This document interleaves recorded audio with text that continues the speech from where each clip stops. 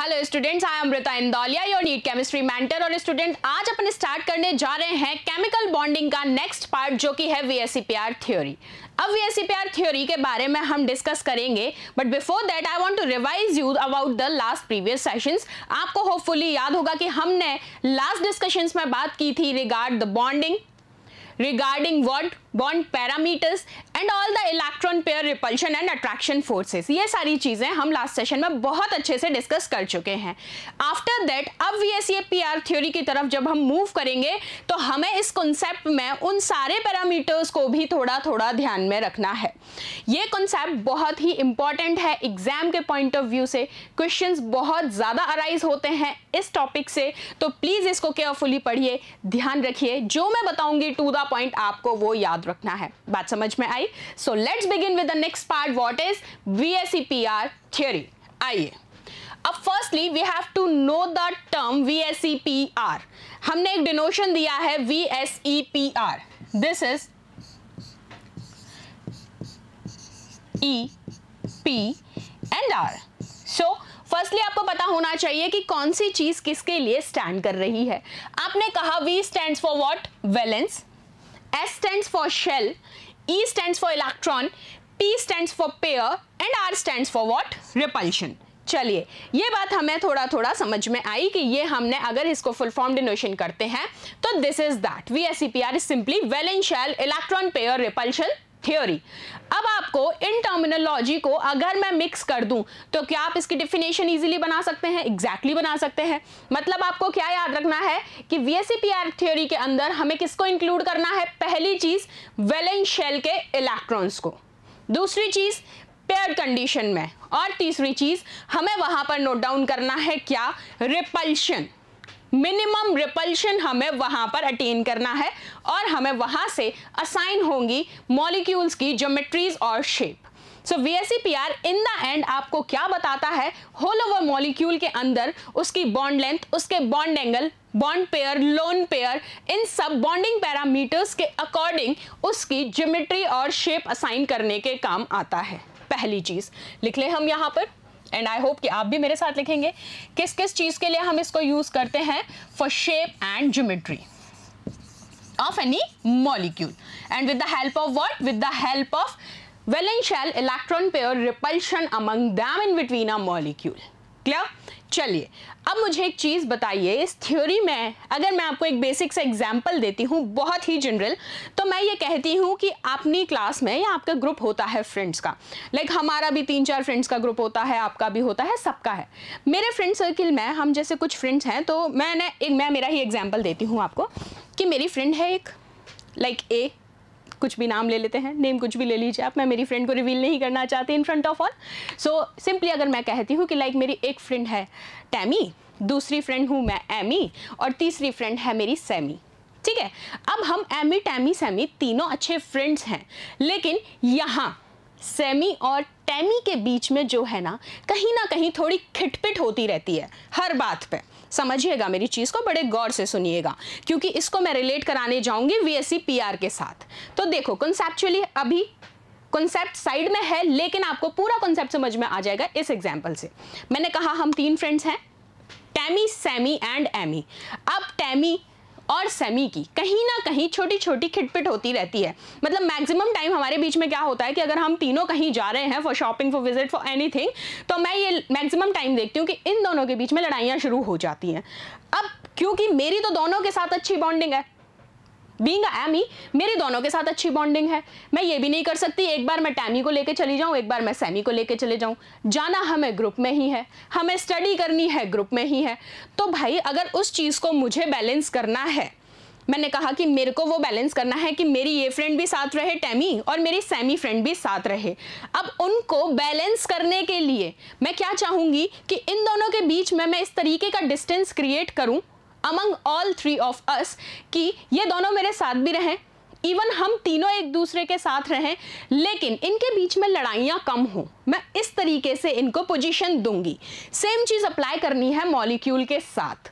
ठीक है, तो मैं इनको पोजीशन कैसे दूंगी? क्या मैं ये कहूंगी कि एमी इधर बैठिए, क्योंकि तुम दोनों ने तो लड़ना ही है और तो कुछ करना नहीं है, तुम दोनों पास बैठ जाओ। ये तो मैं नहीं करूंगी। फिर क्या होगा, अगर हम स्टडी भी करना चाहते हैं तो नहीं कर पाएंगे। तो मैं ये चाहूंगी कि मैं बैठूंगी दोनों के बीच में, एक साइड टैमी, एक साइड सैमी। तो ये लड़ना भी चाहेंगे तो इनके बीच में क्या होगा, मैक्सिमम अट्रैक्शन होगा लड़ाई के लिए, रिपल्शन ज्यादा होगा क्योंकि मैं हूं बीच में, मेरी दोनों तरफ अच्छी बॉन्डिंग है, जरा भी कोई बात होगी मैं बैलेंस कर लूंगी। तो ये चीज अब आपको मैं इस मॉलिक्यूल से रिप्रेजेंट करती हूं। हमें यहां क्या करना है, रिपल्शन को करना है मिनिमम। क्या करना है, मिनिमम रिपल्शन होना चाहिए उनके बीच में। किसके थ्रू, इलेक्ट्रॉन्स के, क्योंकि बॉन्डिंग किससे हो रही है, इलेक्ट्रॉन से। अब ये जो 3 हाइड्रोजन है यही कौन है, टैमी, एमी और सेमी। चलिए अब ये हो गए। अब मैं आपसे कहती हूं, अगर फॉर एग्जांपल नाइट्रोजन तुम सबने सुना है, बिल्कुल सुना है। चलो नाइट्रोजन की पेयरिंग करा रही हूं मैं हाइड्रोजन के साथ।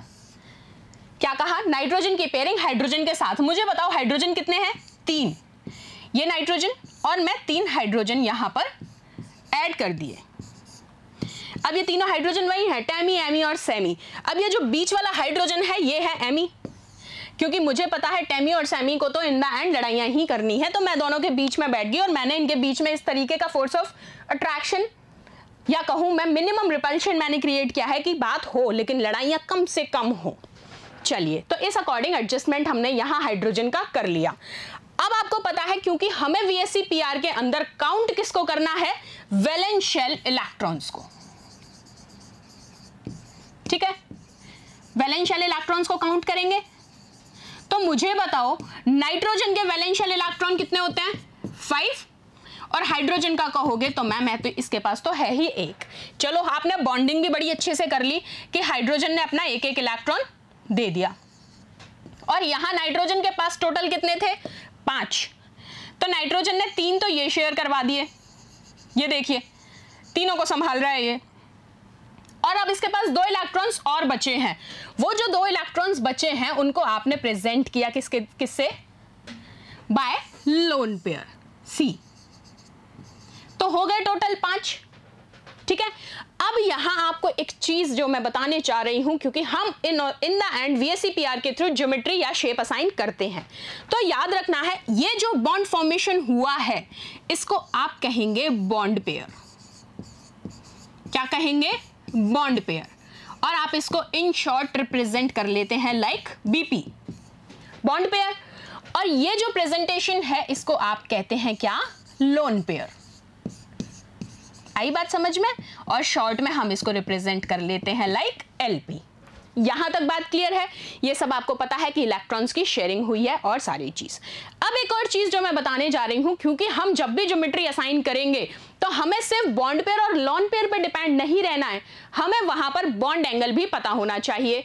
तो चलिए, अगर मैं कहती हूं ये हाइड्रोजन और ये वाला हाइड्रोजन, इन दोनों हाइड्रोजन्स के बीच में मैं बॉन्ड एंगल असाइन करूं, तो आपको याद आ गया होगा हमने प्रीवियस पार्ट में पढ़ा था कि मैम बॉन्ड एंगल था 109.5 डिग्रीज। ये था, बिल्कुल था। नहीं है याद तो याद आ गया होगा अब। तो यहां तक हमने VSEPR अभी जस्ट स्टार्ट किया है, कंफ्यूज नहीं होना है। जो चीज समझ में नहीं आएगी please note it down and ask me in the next session, और इन दिस सेशन ऑल्सो अगर आपका मन करता है तो आप उसको कह सकते हैं। लेकिन एक मेरी बात सुनिए, जैसे जैसे मैं जो चीज़ पिन पॉइंट बता रही हूँ, I don't use much theory, I use much practical questions for you, क्योंकि यहाँ आपके क्वेश्चंस जो है सीधे इसी पैटर्न में आने वाले हैं। तो एक एक चीज़ को अब ध्यान से सुनते जाओ। यहाँ तक बात समझ में आई। VSEPR सुनोगे, पहली चीज़ वैलेंस शेल, दूसरी चीज़ इलेक्ट्रॉन पेयर, तीसरी चीज़ मिनिमम रिपल्शन। कुछ भी याद नहीं आए तो VSEPR में याद कर लेना मैम और उनकी फ्रेंड्स, एमी, टैमी, सेमी, खत्म। ठीक है, चलो यहाँ तक बात क्लियर है। चले अपन अपनी स्लाइड पे वापस, ये समझ में आया, नोट इट डाउन। ओके, चलिए आगे मूव करते हैं। अभी ये जो NH3 का मॉलिक्यूल था, ये यहाँ पर मैंने आपको कंप्लीट इलेक्ट्रॉन्स के साथ शो किया था, और यहाँ मैंने आपको बताया कि VSEPR के अंदर आप इसको कैसे यूज करेंगे, वैलेंस शेल इलेक्ट्रॉन्स को यूज करके, और ये हमने बनाया इसका स्ट्रक्चर। क्लियर? चलिए नेक्स्ट। अब आपको जो कुछ चीजें याद रखनी है, यहाँ जब बॉन्डिंग कराओगे तो आपको 2 चीजें मेजरली याद रखनी है जब भी स्ट्रक्चर असाइन करोगे, क्योंकि यहाँ पर ज्योमेट्री क्या है, पहले ये सीखो थोड़ा सा। चलो आते हैं फिर से, ज्योमेट्री और शेप जिसको आप कह रहे हैं, ठीक है। अब एक चीज जो नई बताने जा रही हूं, पहली चीज याद ये रखनी है कि ज्योमेट्री और शेप एक चीज नहीं है।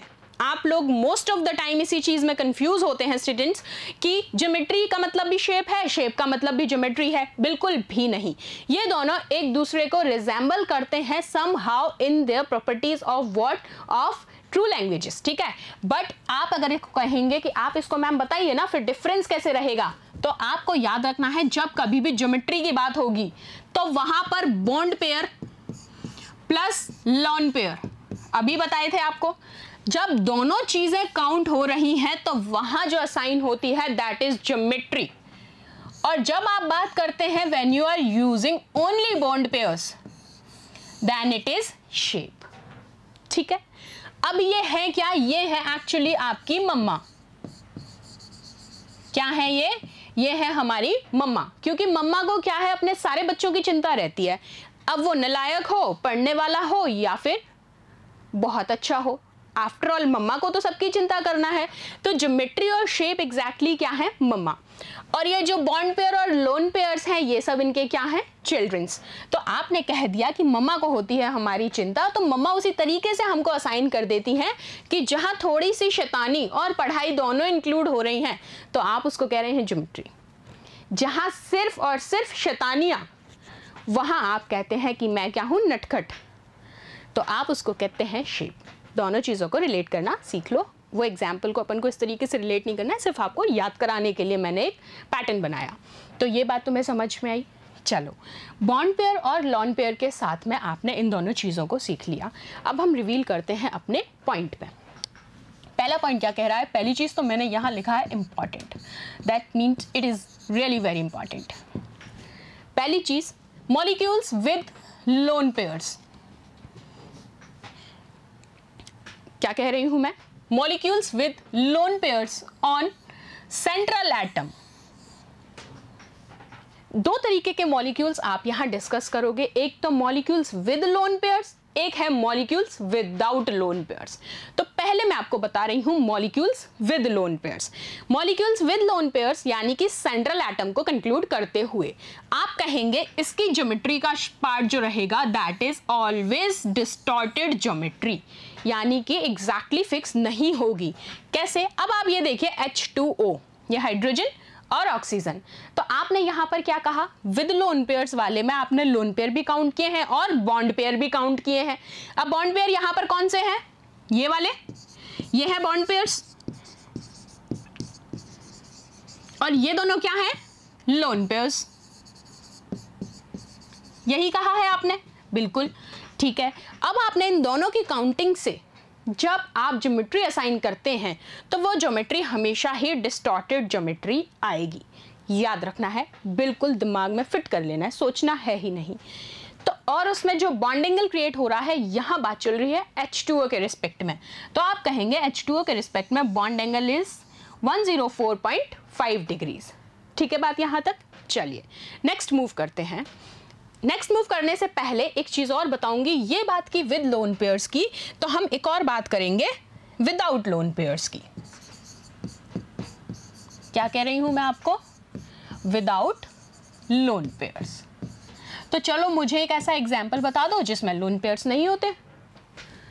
मैम मैम मैम वो होता है ना, वो मैम कहते हैं ना उसको, बस तुम्हें यही करना आता है मैम, वो होता है ना, वो होता है BF3। पकड़ लिया मैंने तुमको, सही बता रहे हो ना तुम बहुत। मैं अब तुम्हारी इमेजिनेशन समझने लगी हूँ ना, एक्चुअली हम इतना ज़्यादा एक दूसरे को रिलेट करने लगे हैं। तो ये देखो विदाउट लोन पेयर्स अब हम काउंट कर रहे हैं, तो मैंने मॉलिक्यूल लिया BF3। चलो भाई स्ट्रक्चर बनाते हैं। ये रहा B, ये है फ्लोरीन, ये एक फ्लोरीन और ये तीसरा फ्लोरीन। ठीक है, अब तुम्हें पता है कि यहाँ बॉन्डिंग पैटर्न में देखूं तो कैसा होगा, क्योंकि यहाँ तो लोन पेयर है ही नहीं, तो सिंपल बॉन्डिंग है। एक है इसका इलेक्ट्रॉन, एक इसका, काउंट कौन से करने हैं, वैलेंस शेल। ये लो, अब बोरोन के पास थे ही कितने वैलेंस शेल में, तीन। तीनों पार्टिसिपेट कहाँ कर गए हैं,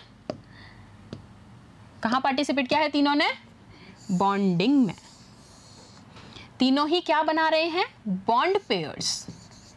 there is no lone pair in the molecule of BF3। ठीक है, अब यहां पर ये तो ठीक है, लेकिन जो बात याद रखनी है वो ये रखनी है कि विदाउट लोन पेयर वाले मॉलिक्यूल्स हमेशा ही डेफिनेट ज्योमेट्री देंगे। क्या देंगे? डेफिनेट ज्योमेट्री देंगे। आगे बात समझ में? जबकि आप कह रहे थे विद लोन पेयर वाले जो थे, जितने भी मॉलिक्यूल्स हैं जिनमें लोन पेयर्स होते हैं, और अभी आपने कहा था H2O। H2O का आई होप कि आपको एग्जाम्पल भी याद आ गया होगा। क्या था? ये ऑक्सीजन था, ये आपके 2 हाइड्रोजन्स थे, और उस हाइड्रोजन के ऊपर 2 लगे थे लोन पेयर्स। ऐसे ही था कुछ, और यहाँ बॉन्ड एंगल कितना था? 104.5 डिग्रीज, यही था। तो आपने क्या कहा था इसके केस में? आपने बोला था मैम ये वाले डेफिनेट ज्योमेट्री देते हैं, लेकिन ये जो हैं ये हमको डिस्टॉर्टेड ज्योमेट्री देते हैं। Very nice. देखा कितने अच्छे से तुमको याद हो गया है, मैंने कुछ नहीं बताया, सब तुमने एक्सप्लेन किया है। बात समझ में आ गई? चले नेक्स्ट मूव करते हैं। आइए, अब हमें VSEPR हमें बेसिक टर्म्स में आ गया कि हमें उसमें किस किस पॉइंट को कंक्लूड करना है। लो, इन शॉर्ट लिख लेते हैं एक बार, छोटा सा याद रहेगा फ्लो चार्ट फॉर्म में। वैलेंस शेल, इलेक्ट्रॉन, ठीक है। दूसरी चीज रिपल्शन, इजी रहता है ना ऐसे याद करना। फिर रिपल्शन के बाद हम बात कर रहे थे 2 फॉर्म्स में, एक विद लोन पेयर्स और एक क्या था? विदाउट। अब ये मत कहना मैम आपने तो ये व्हाट्सएप वाली ट्रिक में लिख दिया, कोई दिक्कत नहीं है, समझ में तुम्हें आ रहा है ना? WITH मान लो, गलत तो नहीं लिखा है। चलो, विद लोन पेयर्स में आपने क्या कहा था? ज्योमेट्री कैसी थी? डिस्टॉर्टेड। और इसमें आपने क्या कहा था? डेफिनेट। चलो भाई, तुमको हो गया है बराबर सब याद अभी तक तो, और ऐसे लगता है अपने को बहुत अच्छा कि हाँ भाई अभी तक का सारा दिमाग में है अच्छे से। अब हम बात करेंगे इसकी पोस्टुलेट्स की। अब ये बगल में और लिख लिया तो कुछ भूल रहे होंगे ना, फट से मैच करके याद आ जाना है। ठीक है, अब पोस्टुलेट्स में पहला पोस्टुलेट कहता है shape of molecule depends upon total valence electron around central atom. ये जनाब ने पहला पोस्टुलेट दिया है कि जो शेप है वो किस पे डिपेंड करेगी? सेंट्रल एटम के सराउंडिंग में जितने भी टोटल वैलेंस इलेक्ट्रॉन हैं उन पे। चलिए देखते हैं। पहला एग्जांपल मैं ले रही हूं CH4। तो CH4 में आप सेंट्रल एटम का काउंट करोगे तो वैलेंसी कितनी है? 4। इलेक्ट्रॉन कितने हो गए? 4। ठीक बात। दूसरा एग्जांपल लेते हैं NH3। अब हमें काउंट किसका करना है? सेंट्रल एटम का। कर लो count. Total valence electron 1 2 3 4 and 5। बिल्कुल सही है, ये भी कितने हो गए हैं? 5 इलेक्ट्रॉन्स। अब एक और है, कौन है? H2O। H2O के काउंट करते हैं 1 2 4 6। तो इनकी ये पोस्टुलेट बिल्कुल रिजेंबल करती है कि हाँ जी, जो शेप है वो एग्जैक्टली डिपेंड करती है सराउंडिंग सेंट्रल एटम के टोटल वैलेंस इलेक्ट्रॉन्स पे। साथ में आपको ये पता है कि ये क्या कहलाते हैं? बॉन्ड पेयर्स, और ये क्या कहलाते हैं? Lone pairs.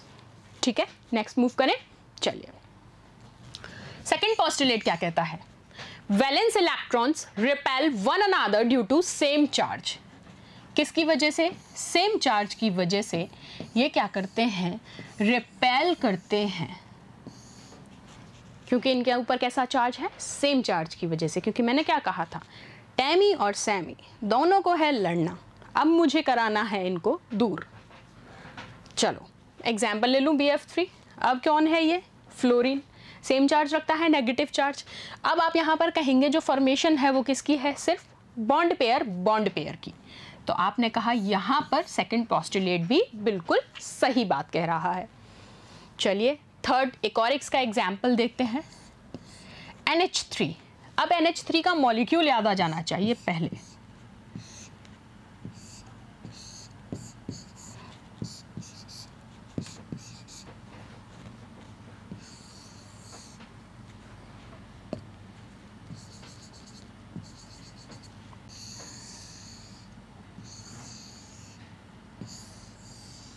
ठीक है मैम, हाइड्रोजन कहाँ है, ये लो। सो इस तरीके से आप दिखाते हैं क्या, बॉन्डिंग। और ये जो पार्ट है ये देखिए, यहाँ इन्होंने क्या कर लिए है, इलेक्ट्रॉन्स शेयर और बना लिया बॉन्ड तीनों के रिस्पेक्ट में, जिसको हमने आपको क्या एक सिंगल लाइन बॉन्ड के थ्रू भी प्रेजेंट करना बता दिया है कि आपको इस फॉर्म में दे दे या उस फॉर्म में दे दे, आपको भाई दोनों पिक करना आते हैं। तो आई होप कि आपको यहाँ कोई दिक्कत नहीं आएगी। अब NH3 के केस में क्या होता है, लोन पेयर बॉन्ड पेयर भी होता है और बॉन्ड पेयर भी होता है। कैसे, बॉन्ड पेयर आपने कहा, बॉन्ड पेयर आप कहाँ देखने को मिल रहे हैं, यहाँ, और लोन पेयर बॉन्ड पेयर आपको देखने को मिल रहा है यहाँ। तो आपने कहा लोन पेयर बॉन्ड पेयर, ठीक है, और यहाँ आपने कहा बॉन्ड पेयर और बॉन्ड पेयर। आगे बात समझ क्लियर है? चलो नेक्स्ट चलते हैं। थर्ड पोस्टुलेट कहता है electrons occupied at certain distance to minimise repulsions. क्या ये सारी बातें वही हैं? बिल्कुल वही हैं। हमें इलेक्ट्रॉन्स को इस तरीके से पोजीशन करना है कि उनके बीच में रिपल्शन क्या हो, कम से कम हो। चलो एग्जाम्पल देखें, BF3 कैसे अरेंज किया है आपने, फ्लोरीन है, सेम चार्ज है भाई, सेम चार्ज है, मीन्स आप इनको कैसे रखोगे, किस डिस्टेंस पे क्रिएट करोगे कि इनके बीच में रिपल्शन क्या हो, कम से कम हो। तो आपने देखिए डिस्टेंस, इजी सा एग्जाम्पल है। चलो नेक्स्ट पोस्टुलेट देखते हैं। मल्टीपल बॉन्ड्स और multiple pairs is treated as single super pair.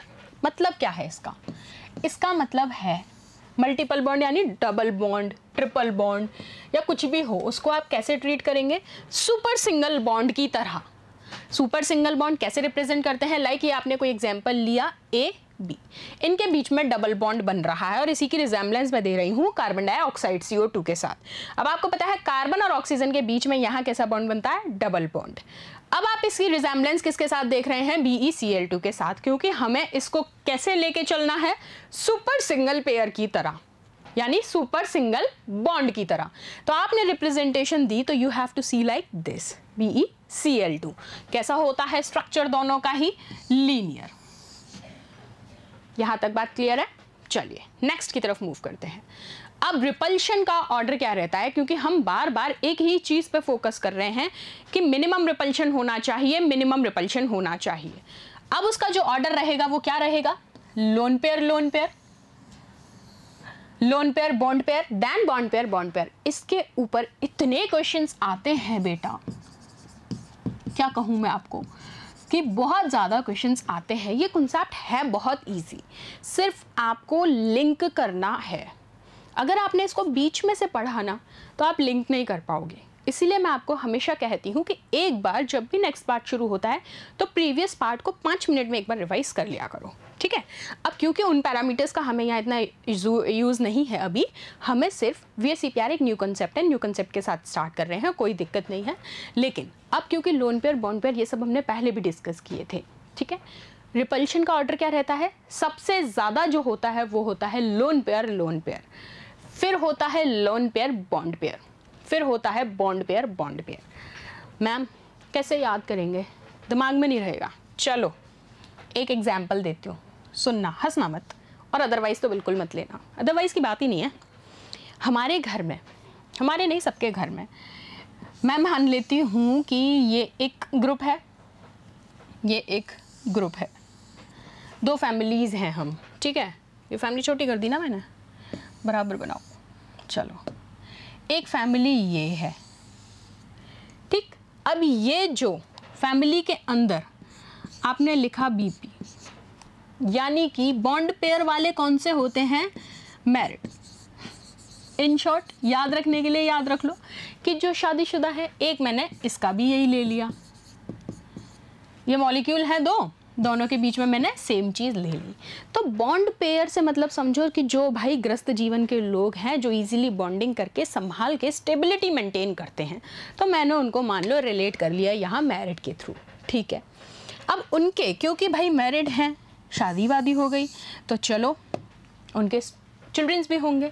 अब यहाँ जो आप कहते हैं लोन पेयर, ये क्या है, इनके बच्चे। अब ये जो लोन पेयर है ना, ये होते हैं शैतान। बॉन्ड पेयर को एक तरीके से आप रिलेट कर लो पापा।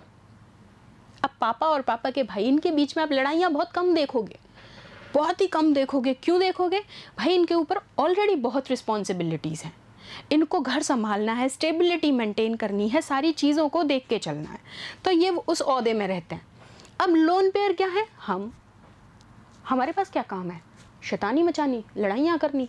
हम भाई बहन सारे, हम सारे दिन क्या करना है, हमें लड़ाइयाँ। तो इस तरीके से आप इसको याद कर सकते हो रिपल्शन के ऑर्डर को, कि आप बताओ भाइयों के बीच में या बहनों के बीच में या बहन भाई जो भी हैं, सबसे ज़्यादा शैतानियाँ किसके बीच में होंगी? इनके बच्चों के बीच में। तो आपने कहा लोन पेयर सबसे ज़्यादा। उसके बाद किसके बीच में होगी? पापा बेटे की भी होती है खटखट, मम्मी बेटी की भी होती है खटखट, तो उनके बीच में भी कम हुई होगी थोड़ी बॉन्डिंग। उसके बाद कौन है? Lone pair, bond pair. और सबसे ज़्यादा स्टेबल, हाँ मेरे ऊपर है जिम्मेदारी, वो कौन है? बॉन्ड पेयर पापा एंड चाचू ताऊ जी या कुछ भी। तो इस तरीके से मैंने आपको इसको रिलेट करा लिया। तो आई होप कि अब आप शायद नहीं भूलोगे। देखो VSEPR में कितने अच्छे अच्छे कॉन्सेप्ट्स बता रही हूँ। एक तो एमी डैमी सैमी, दूसरे पापा चाचा, और हम नटखट। तो चलो कैसे रिप्रेजेंट करते हैं। अभी आपने सीखा कि जब लोन पेयर रिपल्शन की बात होगी तो वो क्या होगी? H2O का एग्जाम्पल देखो, इसके पास 2 लोन पेयर्स होते हैं और रिपल्शन होगा, बिल्कुल होगा, ये देख रहा है। लोन पेयर बॉन्ड पेयर में हम बात करें तो आपने कहा ये रहा रिपल्शन।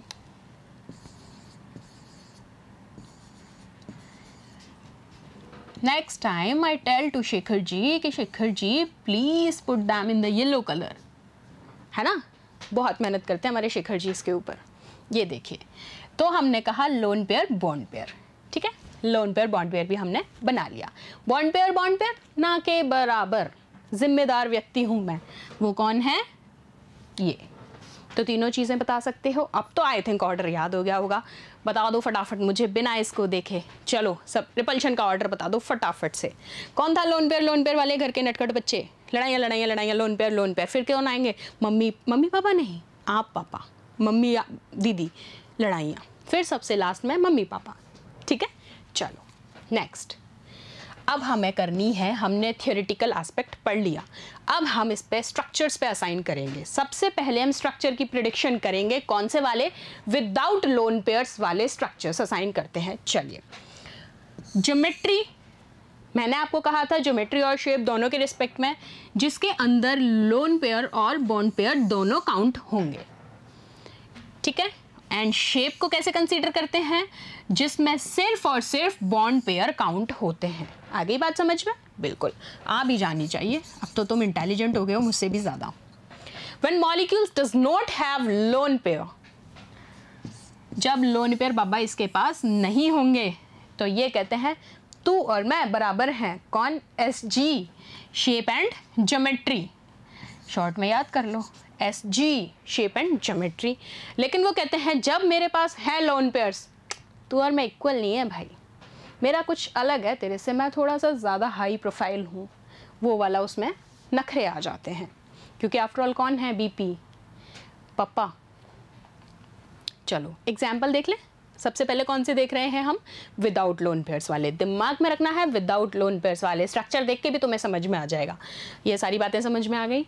जब लोन पेयर नहीं होंगे तो हम शेप और ज्योमेट्री को बराबर कह सकते हैं। चलो पहले एग्जाम्पल देखते हैं। Example AB2। अब ये AB2, चलो ये भी समझते हैं। यहाँ A और B क्या है? A is what? Your central atom. क्या है A? Central atom. और B आपके क्या है? बॉन्ड पेयर या लोन पेयर्स?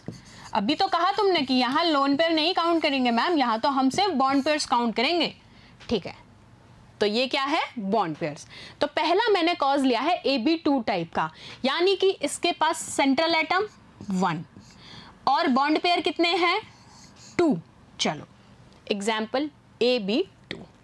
पहली चीज याद आ जानी चाहिए, AB2 टाइप में जो ज्योमेट्री और शेप क्या होगी? लीनियर। और लीनियर में बॉन्ड एंगल कितना होगा? 180 डिग्री। एग्जाम्पल बता दो फटाफट से। अभी देखा था BeCl2 की रिजेम्बलेंस CO2 के साथ, ये रहा example BeCl2, bond angle 180 degrees, structure linear.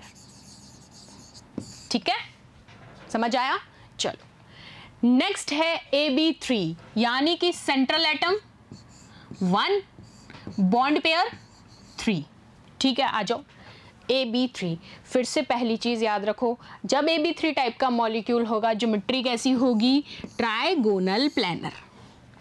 याद नहीं रखी जा रही है, कोई दिक्कत नहीं है, इसको अभी असाइन करते हैं कैसे ये बनेगी। देखो एग्जाम्पल मैंने लिया BF3 का। क्या लिया? BF3 का। अब आपको याद आ गया होगा कि BF3 में क्योंकि ये फ्लोरीन्स कैसे हैं, एक तो है सेम यानी कि सेम चार्ज रखते हैं, मैक्सिमम रिपल्शन होगा, लेकिन मुझे इनका अरेंजमेंट कैसे करना है कि रिपल्शन कैसा होना चाहिए? मिनिमम। तो लो, मैंने इनका अरेंजमेंट ऐसे कर दिया, कोई दिक्कत नहीं है, आपने कहा मुझसे, मैंने अरेंजमेंट कर दिया। तो मुझे ये बताओ कि क्या ये एक ट्रायंगल है या नहीं? बिल्कुल है, प्लस ये प्लेन में है तीनों, तो आपने नेम दे दिया ट्राइगोनल प्लेनर, कहीं दिक्कत ही नहीं है। बात समझ में आ गई? चलिए नेक्स्ट पार्ट की तरफ मूव करें। सबसे पहले AB2 type linear, bond angle 180 degree. Second AB3, आपने स्ट्रक्चर बना के देख लो, याद नहीं आता है बना के देखेंगे। आपने बनाया, मिनिमम रिपल्शन के अकॉर्डिंग अरेंज कर दो, आपने कहा हाँ ये तो क्या है? Trigonal planar. नेक्स्ट मॉलिक्यूल है AB4 यानी कि सेंट्रल एटम 1 और बॉन्ड पेयर 4। यही है, अरेंज करते हैं। AB4 कैसे अरेंज करोगे? अब देखो AB4 का जो स्ट्रक्चर होता है ना वो कुछ इस टाइप का होता है, अगर आपको दिख रहा है तो।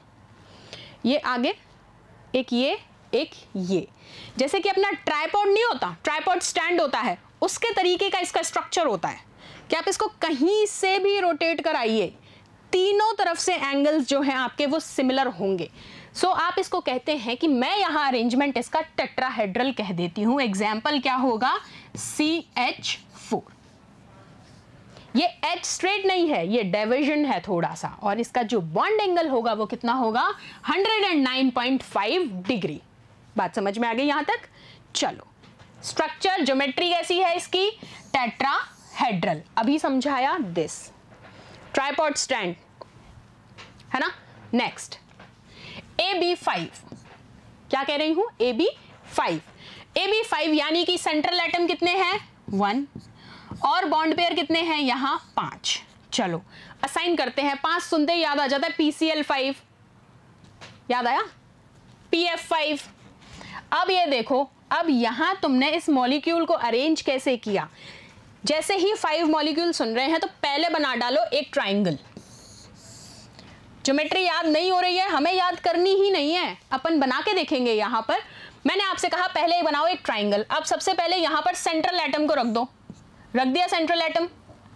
सेंट्रल एटम के बाद इस ट्राइंगल के तीनों अरेंज करो। 5 लीजिए, 3 आ गए यहां पर।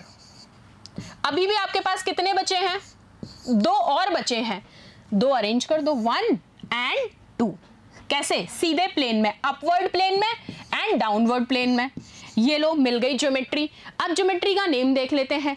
पहली चीज ये ट्राइंगल बना रहा है तो ट्राइगोनल।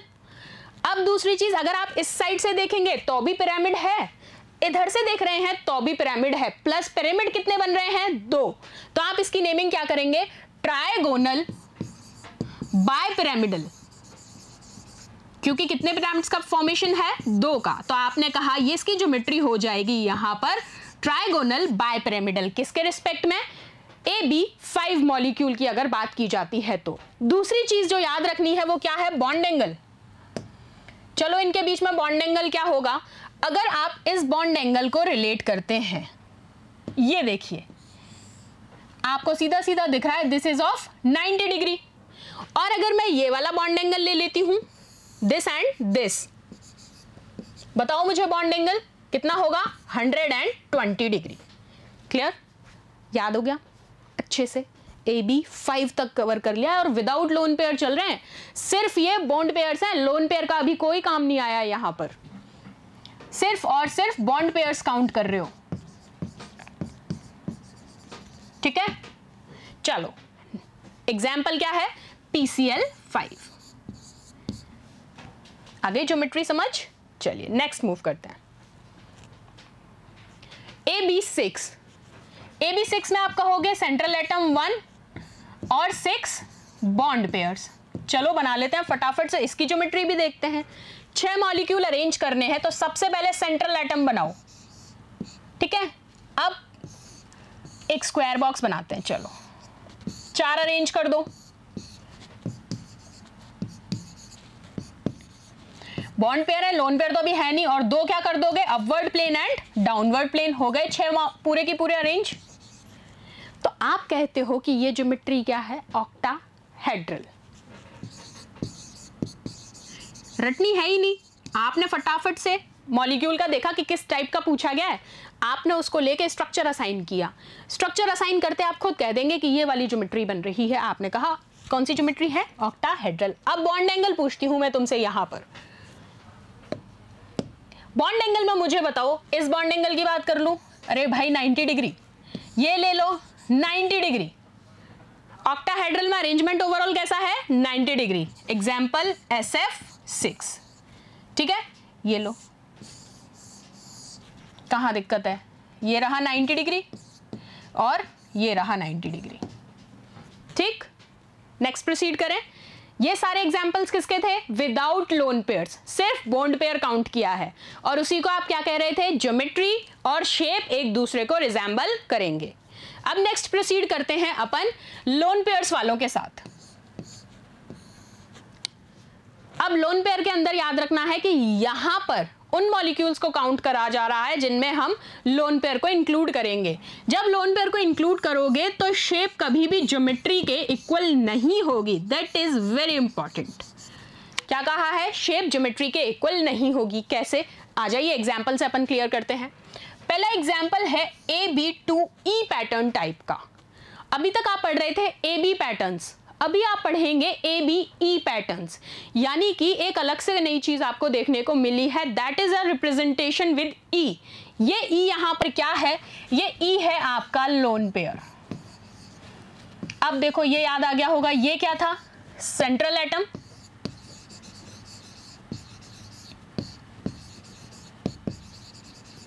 ये आपका क्या था, बॉन्ड पेयर, और ये था यहां पर आपका लोन पेयर। अब जो आपको काउंट करना है इसमें, तो पहला कॉज है हमारे पास AB2E टाइप का, यानी कि यहां पर अगर आप कह रहे हैं तो सेंट्रल एटम तो है 1, बॉन्ड पेयर कितने काउंट करोगे यहां पर 2, और लोन पेयर कितने हैं 1। तो अपन टोटल कंजम्पशन देखते हैं। चलिए सबसे पहले इस मॉलिक्यूल में आपने कहा AB2E, चलो पहले लोन पेयर और बॉन्ड पेयर बनाना सीखते हैं। आपने बनाया, आपने स्ट्रक्चर में लिया, ए सेंट्रल एटम बना लिया सबसे पहले। अब इसके साथ में 2 बॉन्ड पेयर्स बना देते हैं। ये लीजिए मैंने बना दिए 2 बॉन्ड पेयर्स भी। अब मुझे एक लोन पेयर भी बनाना है, ये लीजिए मैंने यहां लोन पेयर भी बना दिया। अब आपको यहां पर एक चीज याद रखनी है कि शेप और ज्योमेट्री एक दूसरे को रिजेंबल नहीं करेंगी। तो आप कहेंगे यहां पर ये जो AB मॉलिक्यूल है AB2E type, it's not like this, it is somehow like a tinted coordination.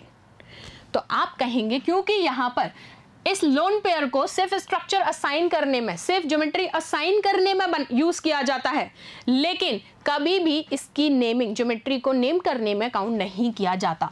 तो आप मुझे ये बताओ कि अगर इस मॉलिक्यूल को देखूं मैं, सिर्फ इतने पोर्शन को, बॉन्ड पेयर वाले को, AB2 को, तो क्या ये बैंड दिख रहा है आपको? बिल्कुल दिख रहा है।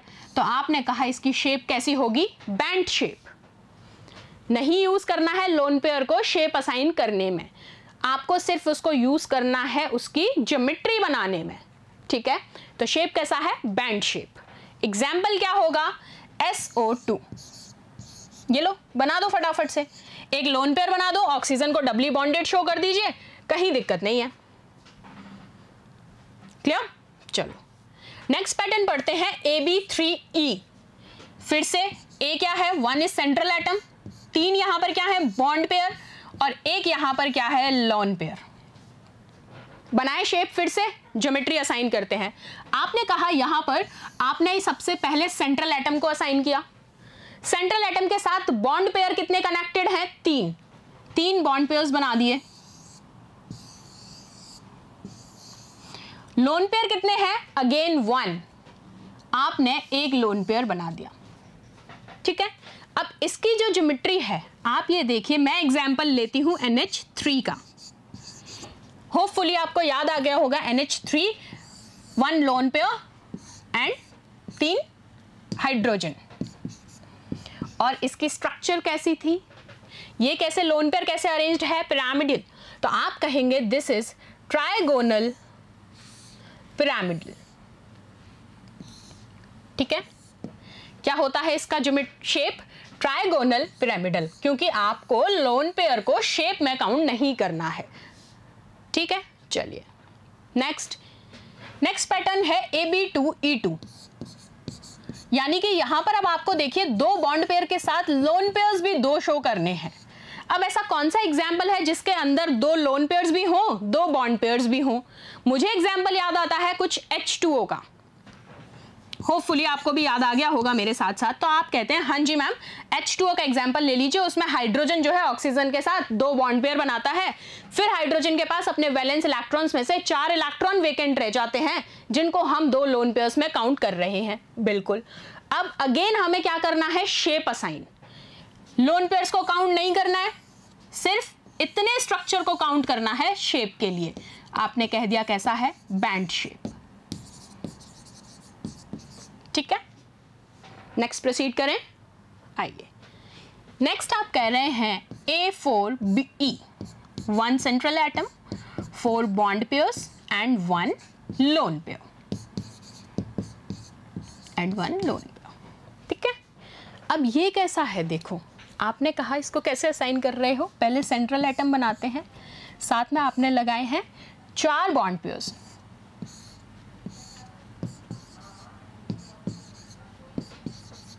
ठीक है, और लोन पेयर कितने हैं, 1 लगा दो। तो आप ये अरेंजमेंट नहीं देख रहे हो सीसॉ टाइप का, सीसॉ आपने सबने देखा है बचपन में।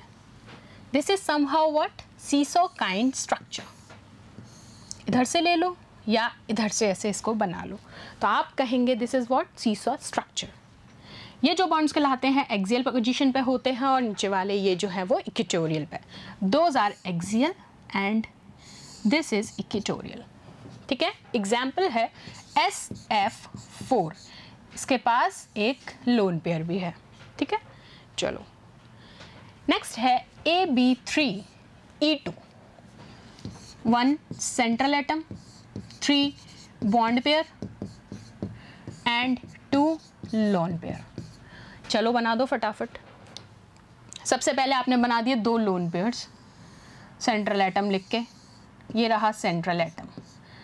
अब बचा क्या है, 3 बॉन्ड पेयर, 1 2 3। कैसे बनाओगे, 3 बॉन्ड पेयर अरेंज करो। तो क्या ये आपको देखने में अल्फाबेट T जैसा लग रहा है, T अल्फाबेट कैसे लिखा जाता है, ऐसे, और इसको आपने इसी तरीके से अरेंज कर दिया, साथ में 2 लोन पेयर्स लगा दिए, तो इसका शेप क्या कहलाएगा, T शेप। कैसा, T शेप्ड स्ट्रक्चर। और ये जो है दिस आपको डॉटेड फॉर्म में मैंने शो किया है, this is what, this is equatorial position. ठीक है, चलिए एग्जाम्पल क्या होगा, ClF3, 2 क्या है ये, लोन पेयर्स। चले नेक्स्ट, एक नेक्स्ट पार्ट है AB3E2 टाइप का।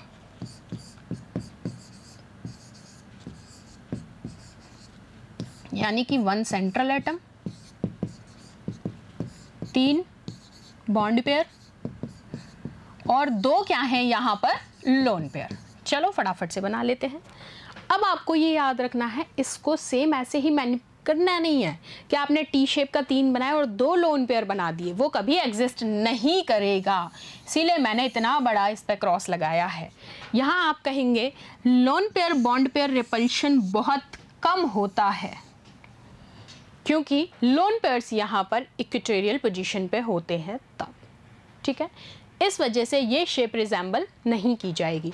जो रिजेंबल की जाएगी वो कौन सी की जाएगी, AB3E2 अपन डिस्कस कर चुके हैं, ये वाली टी शेप, ठीक है, ये नहीं होगी।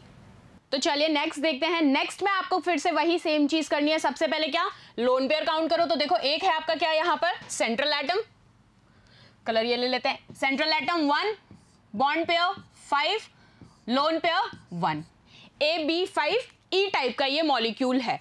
अब यहाँ आपको पता है, जैसे ही आपने ये असाइन किया तो देखो सेम जैसे आपने पहले अभी बनाया था सेम स्ट्रक्चर बनाना है। क्या है इसका शेप आपको पता है। अगर यहां मैं एग्जांपल लेती हूं, क्या है AB5E, तो एक सबसे पहले क्या लूंगी, सेंट्रल एटम। सेंट्रल एटम क्या हो जाएगा, अगेन A। एक है आपके पास लोन पेयर और 5 है आपके पास यहां पर बॉन्ड पेयर्स। तो ये लीजिए B 5वां साइन कर दिया मैंने, और लोन पेयर बनाना है मुझे एक, ये लीजिए, ये रहा आपका लोन पेयर। तो ये हो गया आपका AB5E टाइप का स्ट्रक्चर। शेप कैसी है, स्क्वायर पायरामिडल, कोई दिक्कत नहीं। एग्जाम्पल के लिए आपको पता है कि किसका मॉलिक्यूल लिया, BrF5 का। ये देखिए ये है आपका Br मॉलिक्यूल, यहां पर आपका ये है लोन पेयर और ये रहे आपके 5 फ्लोरीन, कोई दिक्कत, स्क्वायर पायरामिडल। अगर मैं इनको चलो मिक्स करके भी दिखा देती हूं एक बार, ये देखो बना सकते हो, ये लो स्क्वायर पिरामिडल, कोई दिक्कत नहीं है, इसको भी ज्वाइन कर लो। चलें नेक्स्ट, एक और लास्ट टाइप है, वो क्या है, AB4E2। फिर से काउंट करो, एक क्या है, central atom, 4 bond pairs, 2 lone pair. फिर से इस स्ट्रक्चर को बनाते हैं, चलिए A 1 2 3 4, 4 क्या है यहां आपके पास, बॉन्ड पेयर्स, ये लो 4 बॉन्ड पेयर बना दो B, और लोन पेयर कितने हैं, 2 लोन पेयर्स बनाओ, 1 and 2। कितना इजी है स्ट्रक्चर्स बनाना, कोई दिक्कत नहीं। तो ये देखो बना दिया मैंने स्ट्रक्चर। इसकी शेप क्या कहलाती है, स्क्वायर प्लेनर। चेक करो सही है क्या, ये देखो स्क्वायर प्लेनर, कोई दिक्कत नहीं है। अब यहाँ ये जो एग्जाम्पल है दैट इज XeF4, ये रहे आपके दोनों लोन पेयर्स और 4 आपके बॉन्ड पेयर्स और एक central atom, shape is square planar. तो देखो यहां हमने VSEPR में बहुत अच्छे से स्ट्रक्चर्स को असाइन करना सीख लिया। अब नेक्स्ट सेशन में हम लोग डिस्कस करेंगे आपके साथ VBT। अब बिफोर VBT मैंने ये सारी चीजें क्यों बताई, क्योंकि VBT के भी कुछ लिमिटेशंस हैं जिन्हें हम फुलफिल करेंगे कहां, सॉरी VSEPR के कुछ लिमिटेशंस हैं जिन्हें हम फुलफिल करने वाले हैं VBT के साथ। क्योंकि यहां आप स्ट्रक्चर शेप्स तो असाइन कर पा रहे हैं, ज्योमेट्रीज आप असाइन कर पा रहे हैं, लेकिन आप ज्योमेट्री और शेप्स को एक ही चीज साउंड कर रहे हैं। VBT कॉन्सेप्ट में यही सारा कॉन्सेप्ट मैं आपको बताऊंगी कि हम इनको अलग अलग कैसे रिलेट करेंगे। Shape and geometry is not similar, they much differ. Clear है। तो मिलते हैं नेक्स्ट सेशन में, तब तक प्लीज एक बार इस सारी चीजों को रिवाइज करें, स्ट्रक्चर्स खुद बना के देखें, कॉन्फ़िगरेशंस आप जान गए हैं, लुइस अप्रोच आप जान चुके हैं, कोसल लुइस डॉट स्ट्रक्चर पूरा सीख गए हैं, VSEPR तक हमने कवर कर लिया है। नेक्स्ट सेशन में आपके साथ डिस्कस किया जाएगा VBT। Till then thank you so much.